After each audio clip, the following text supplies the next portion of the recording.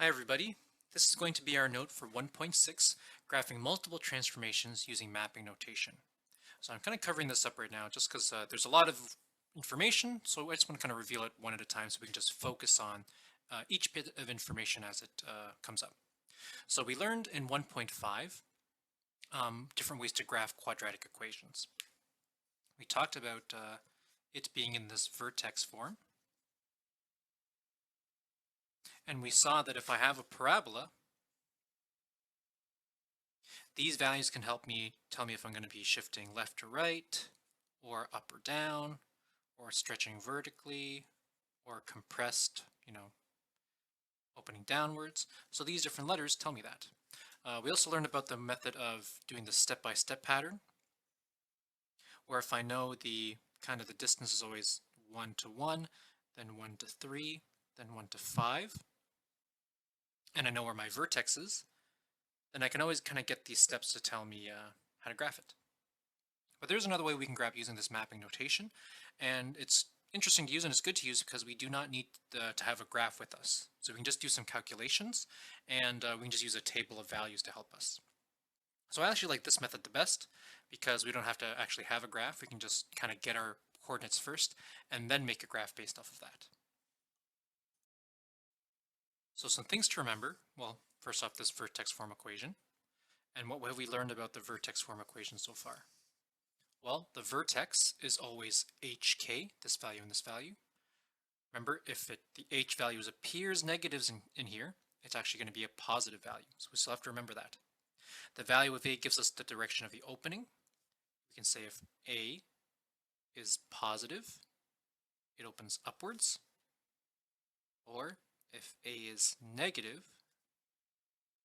then it's going to open downwards.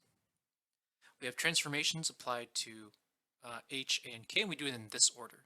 So if I was doing my actual movement of the graph, first I would do the h values, then the a values, and finally the k values in this order, because if we look at x here, we're just following bedmass. So I would do things in the brackets first, then multiplication, and then finally addition here. And our last bit that we have to remember are our key points here of x squared. We have a point at -1, 1, 0, 0, and 1, 1.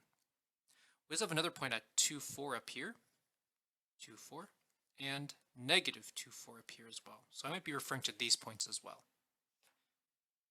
Now before we move on, I just want to go over these letters again really quickly, and really kind of at their basic value here, where if we have our h value tells us if we're going to have any horizontal translations with horizontal shifts. We said left or right. Oops, left or right. We said our, oops, I'm running out of space here. Our k value is our vertical shift up or down. And our a value, I guess I'll write over here, tells us if we have a vertical stretch or compression. And it also tells us opening up and down, but I just mean I want to refer to the stretch and compression though for this part. So I know I kind of chicken scratch this in here, but this is what our letters kind of represent here. So we're actually going to look at these letters a little bit more now and can help us with our mapping notation. So we're going to take a look at how a, h, and k here affect the actual x and y coordinates for this equation. So if we examine our first letter here, we're going to look at the letter h here, where we said h is a horizontal shift, left or right. Well, if I drew a graph here, and I'm worried about things moving left or moving right, well, which of our coordinates which of our coordinates of x or y is the h value affecting here, if I'm moving left or right? So if I'm at, 1 here, and then I shift to the right here, well, it looks like my x value is going to change if I keep shifting to the right. And if I shift to the left, oh, my other x value is also going to change. It could be getting more negative. So because our horizontal shift, left and right, affects the x values, well, we're going to put that in our little sentence here. The value of h affects the x-coordinates of the ordered pairs of the function. To find a transform point, we're going to add or subtract, depending on what the value is. We're going to add or subtract the value of h only to the x-coordinates. So we're going to do these in order of how we should do the transformation. So we did h first. Now we're going to look at the a value. Well, the a value talks about a vertical stretch or compression. Ooh, that's a really bad graph. But if I'm talking about vertical stretch or compression, is that going to affect the x-coordinates or the y-coordinates in this case? Well, if I have a vertical stretch, remember our step-by-step pattern here. I guess I'll zoom this in a little bit. Our step-by-step pattern is like over 1, up 1, and then over 1, up 1, 2, 3 to get to our next point, and then over 1, up 1, 2, 3, 4, 5. And then when I increase that stepwise fashion, well, then we kind of see that this instead goes from 1, 3, 5, might go to like 2, 6, 10 if I multiply it by 2. So the more my a value changes, it seems like it's actually being affected, or it affects the y values, because the greater the stretch, or if I'm compressing it the other way, if I'm pushing it downwards then, like pushing it down, well then the y values are getting smaller. So what we can say here is that the a value affects the y-coordinates of the ordered pairs of the function. To find a transform point, we're going to multiply the value of a by the y-coordinates. This will also take into effect any reflections around the x-axis. So that just means it's also going to take into account if the parabola opens up or opens down.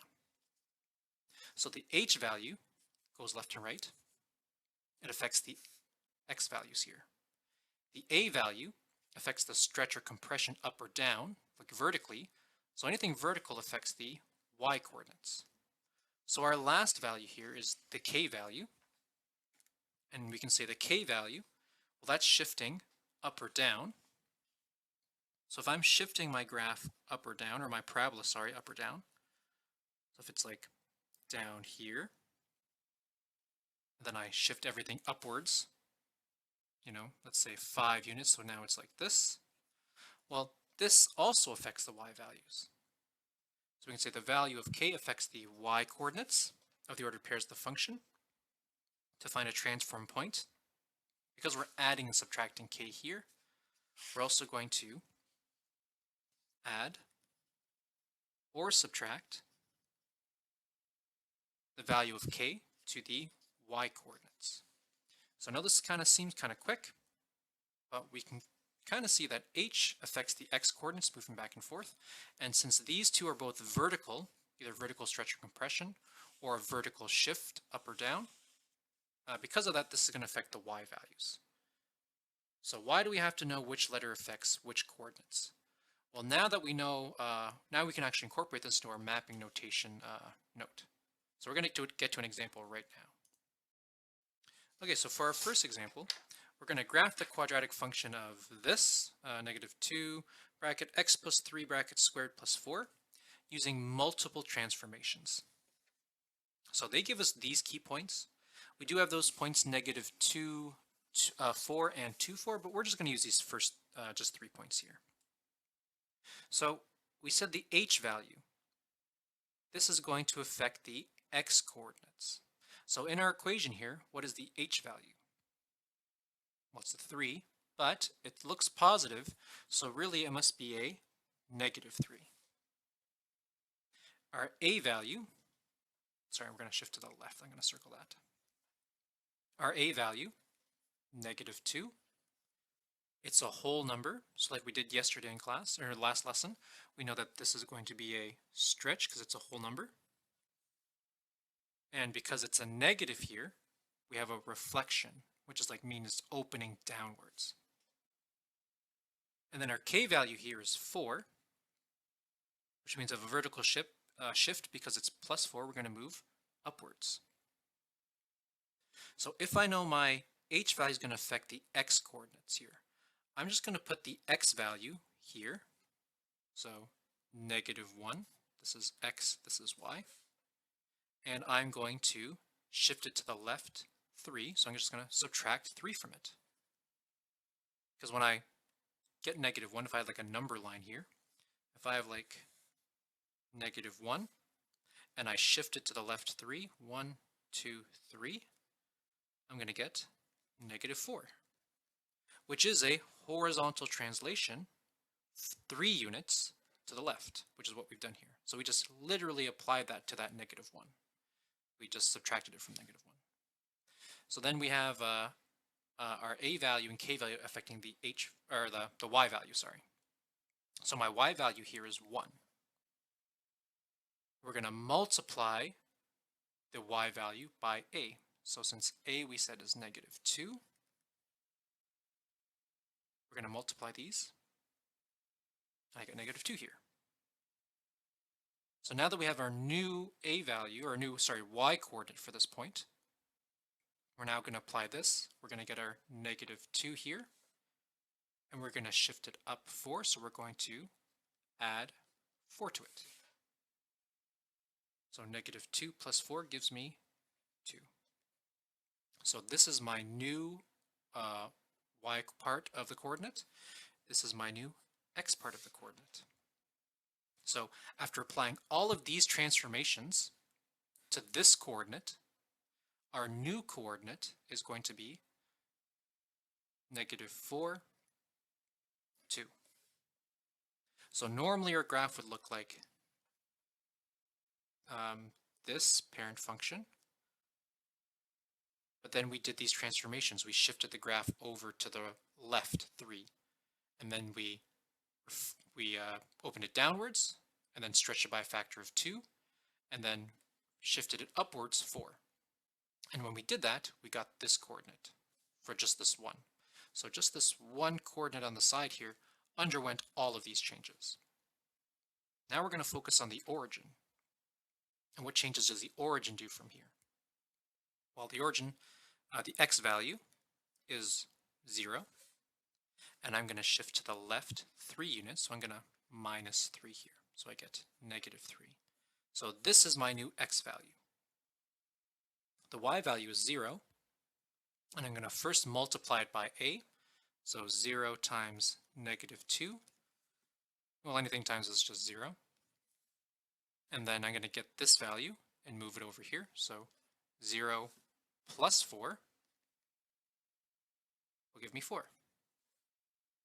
So I have -3, 4 as my next coordinate. And then my last one, same thing, this is x and y. The h value affects the x part of the coordinate. So 1 minus 3 will give me -2. That's our new x value. I'm going to put that here if I want ahead of time. And then our y value is 1. I'm going to multiply by the a value, -2. I get -2 here. And I'm going to shift it upwards 4. So I'm going to get this value and add 4 so that I get 2. So now my next coordinate is this.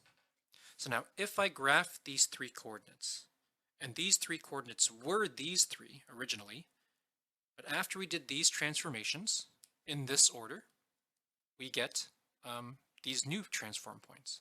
So now if I graph these 3 points, I will have my transform graph. So I was able to get these not from by having a graph already and counting the patterns or counting the steps or moving things physically. I can actually just calculate it this way. So that's why I like this way a little bit better, but it depends on the student. Either way, let's try another example like this. Okay, well, obviously there's a graph here, so I should graph this equation, which is what we just did. So I'm going to just plot those 3 points. We have -4, 2, which will be up here. We have -3, 4, which is up here. And we have -2, 2, which is here now. So if I make my parabola, it's going to look like this. And we can see the transformations happening here. So for the h value here, I mean our vertex is here. It was originally here. I moved it over 1, 2, 3 to the left. And then I kind of moved it up 4. 1, 2, 3, 4. The negative means that the parabola opens downwards. And we can even see the a value with the pattern over 1, up 1, over 1, up 3. Well, we already start with, instead of over 1, up 1, we're actually going over 1, down 2. So we can see that vertical stretch is happening. And the negative just means it's opening downwards. So we can even see the stretch is happening. Instead of just going up by over 1, up 1, it's over 1, down 2. So that's how we can do all the transformations together. So is there a faster way to do this? Well, we can look at this mapping notation that we know, and we can kind of make a simplified version of this. So it gives us a way to algebraically, or provides an algebraic method to find the new key points of a transform function. So we apply transformation properties because we know the h value affects the x coordinate, and the a and k value, we said, affects the y coordinates. So we can make kind of an algebraic expression here, where if we have this as our parent function, our basic equation, and then I make these transformations in vertex form, and I'm getting this here. So my changes to my regular coordinate is I'm going to add or subtract h for the x value, and since the a and k value affect the y value, we're going to multiply it by a and then add k, or subtract k, depending on the value. So let's just apply this, this kind of new equation here to our example from before. That's our previous example. I'm also going to put the other points in though. I'm going to put negative 2, 4, and 2, 4 here. We're going to add that as well. So again, these are just our points of just this basic y equals x squared, our like parent function graph. So 0, 0, 1, 1, 2, 4, and then also negative 1, 1, and negative 2, 4. So that's how I got these points over here. So here, if I know what my x and my y are, I can arrange this so that if I know what x is, I'm going to add the h value. And if I know what the y value is, I'm going to multiply it by a and add k. So I have my x value for our first point, negative 2, 4, is negative 2. I'm going to add or subtract the h value. Well, since it's positive 3, we're going to minus 3. So that's what's going to happen to our x coordinate. Then for the y coordinate, it's 4. I'm going to multiply it by the a value. Here we had negative 2. And then we're going to add the k value, which we have as plus 4. So after I do these transformations here, negative 2 minus 3 gives me negative 5. Negative 2 times 4. I'm going to just zoom in a bit. Negative 2 times 4 is negative 8. Negative 8 plus 4 would give me negative 4 here. So this is my transform point of negative 2, 4, keeping in mind the negative 2, the 3, and the 4 for these transformations. So this transforms into this after we do this. I'm going to do the same thing for negative 1, 1 here. So our x value is negative 1. I'm going to subtract the h value from it, which is minus 3. Our y value is 1. I'm going to multiply that by our a value, which is negative 2. Oops. And then we're going to add 4 to it because that's the k value. So negative 1 minus 3 is minus 4. Negative 2 times 1, negative 2. Negative 2 plus 4 is 2. And we can do this for all the points. I'm going to write them all out. But this, again, we're just doing the same thing where I'm really just minusing 3 from whatever x is. And then whatever y is, I'm multiplying it by the a value, which is negative 2. And I'm going to add 4 to it. And I'll do that for all these points. I'm going to do the same thing again and again. The x value minus 3, and then whatever the y value is, times negative 2, and add 4. Same thing for the last one. whatever the x value is, minus 3. Whatever the y value is, we times it by the a value, which is negative 2, and then add the k value, which is plus 4. So what's my x value here? 0. Our y value is also 0. So then when I solve for this now, 0 minus 3, negative 3. Negative 2 times 0 gives me 0, plus 4 gives me 4. Here my x value is 1. And we got this negative 3 because, again, that's our h value, negative 3. 1 minus 3 gives me negative 2. Negative 2 times the y value, which is 1 here. Negative 2 times 1 is negative 2. Negative 2 plus 4 gives me 2. Last one here, I put negative 2 minus 3 gives me negative 5. Oh, sorry, that's not negative 2, that's positive 2. So positive 2 minus 3 gives me actually negative 1. And then our y value is 4 here. Negative 2 times 4 is negative 8. Plus 4 gives me negative 4. So now if I wanted to graph this, I could just graph these 5 points. I'm not going to do that on that graph. I'm going to do it on a different one. I just got to grab a ruler. So I'm not going to draw it exactly to scale. I don't want to draw the whole thing, but I just want you to see how these changes have happened.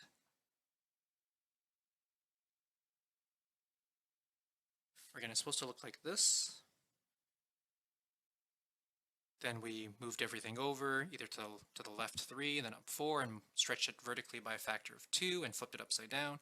And it's going to look like that graph we just saw here, where it's going to look like this.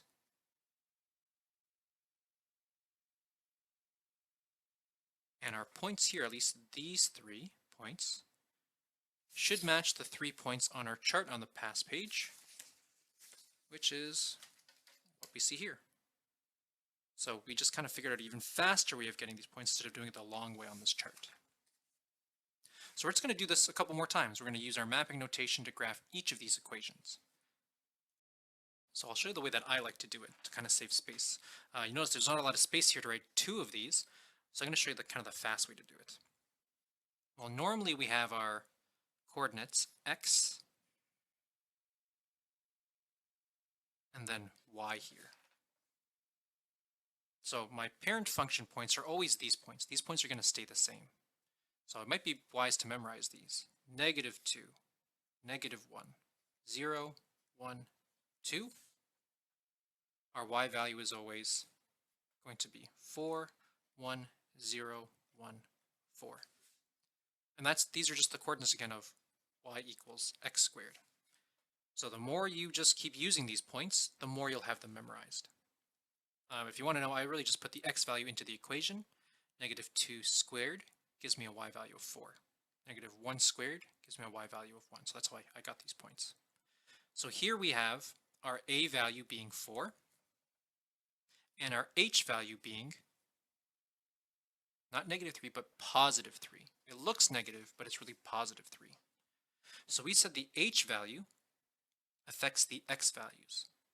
So if this is h is equal to 3, I'm going to add 3 to all my x values. Because my a value is 4, the a value affects the y values. And since it's a, I'm going to multiply my y values by 4. And if I had a k value here, I would add it to the y value instead. But since we don't have a k value, we're just going to do these changes instead of these points. So for my x values, I'm going to add 3 to all of these, because that represents shifting to the right 3 units. So I'm going to shift each of these x units to the right 3 times. So when I add that, I get 1, 2, 3, 4, and 5. Which is great, because I just added these, and it just so happens to go up by 1s like that. We said for our y values, they are vertically stretched by a factor of 4. So I'm just going to multiply all of these y values by 4.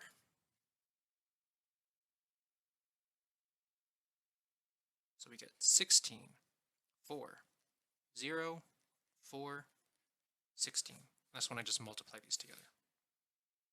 So why did we do all of this? Well, I have a new x and a new y value. So our new coordinate is going to be 116, then 2, 4, then 3, 0, then 4, 4, and lastly 5, 16.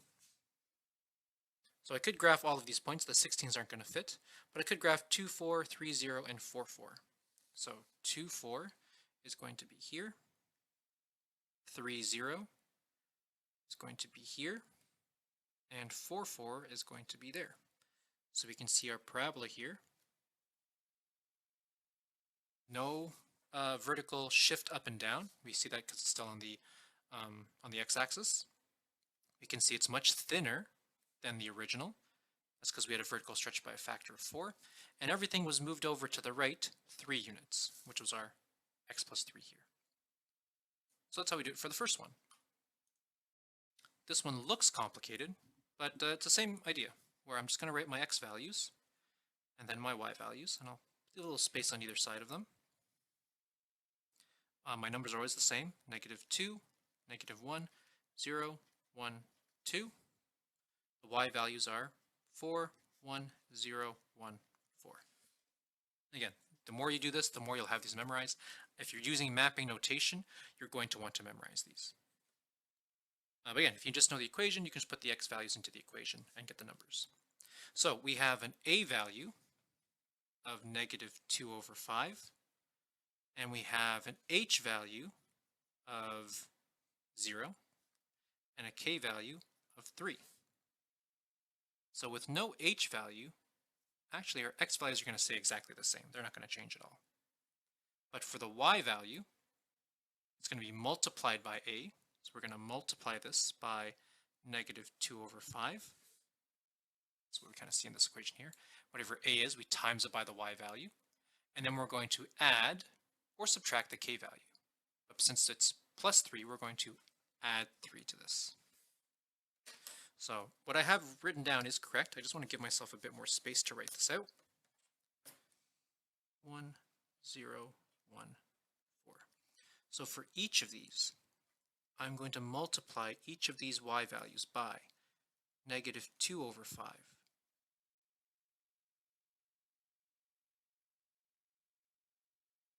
And then I'm going to add 3 to those after I multiply, because you got to follow BidMass. Now if you're like, how do we type this on our calculator? How am I supposed to do this? Well, again, if you have your fraction button, usually the easiest way to do this is just, -2/5, so -2 over, that's me pressing the fraction button there, 5. I'm going to multiply, oops, I should put this all in brackets, I guess, over 5, times 4. I get this. I'm going to add 3 to it. So I get 1 2/5 if I want that as an improper fraction. Second function, fraction button. I get 7/5. Which you're wondering, how do I graph 7/5? We'll get to that in just a second. I know it for the next one now, -2/5 times 1. Well, that's the same thing. I should have known that. Plus 3, I get 13/5. This times 0, 0. We add 3 to it. We get 3. And the way these parabolas work, these bottom two should kind of be a reflection here. So I should be able to do this. 2/5 negative times 1 plus 3. I get this again, because I should do that. I get 13/5, and then -2/5 times 4 plus 3, and I get 7/5 again. So because of the amount of space I have, I'm going to be rewriting these points just a little bit below. So I have points -2, 7/5, -1, 13/5, 0, 3, 1, 13 over 5, 2, 7 over 5. Okay, so now if you're like, how do I graph these points? And I know this bottom one looks pretty ugly.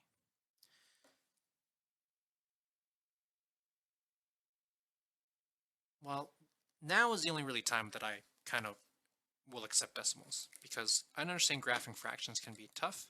So I actually like to turn these fractions to decimals when I want to graph them. So 7 over 5 is, really just 7 divided by 5, which would give me 1.4. So I really have negative 2, 1.4.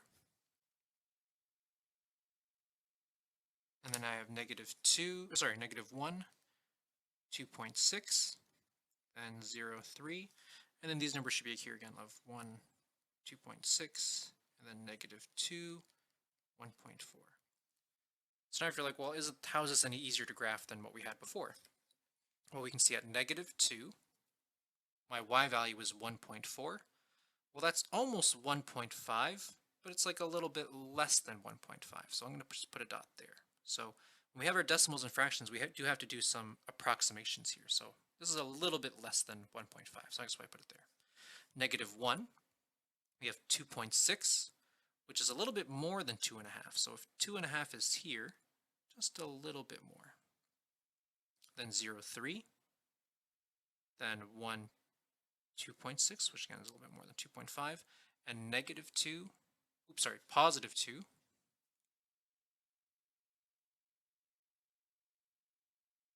We have 1.4.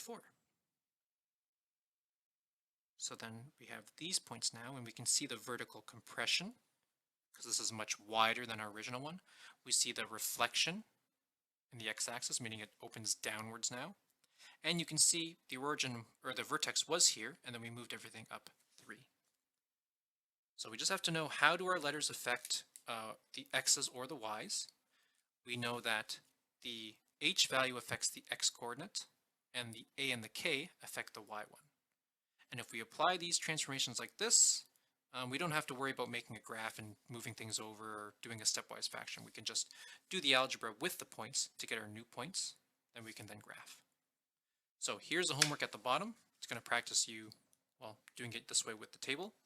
If you have any questions, let me know. And I guess thank you so much for your time.